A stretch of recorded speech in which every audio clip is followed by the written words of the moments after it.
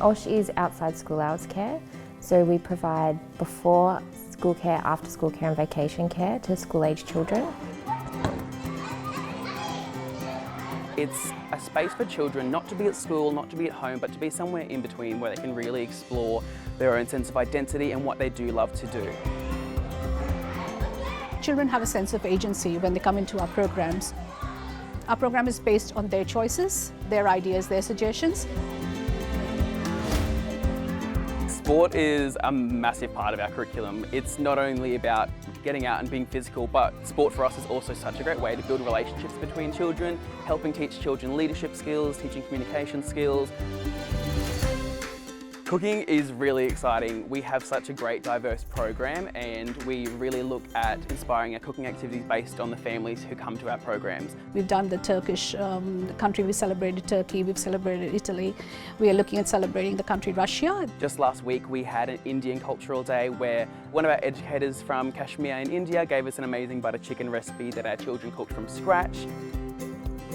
Art and craft, especially messy craft, is really popular with our kids, so we do a lot from just plain painting to bubble craft. Especially at the moment we've been looking at clay and lots of natural resources. So we've got in touch with the local Indigenous artists who are going to come in to the program to do an art workshop with the children. We've been doing a project with our educational leaders in the OSH space about leadership within children and why they should be a leader and what's important and what values they hold.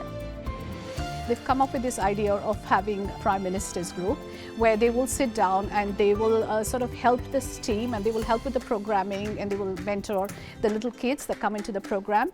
We came up with Prime Ministers, and then basically we got kids to vote for like different kids and then we won. Because it started when I was in year 5, so it was sort of like leading up for me to like going into year 6. So it's like sort of like mini staff members. We basically half the staff helps the staff members in a leadership position where we help the children.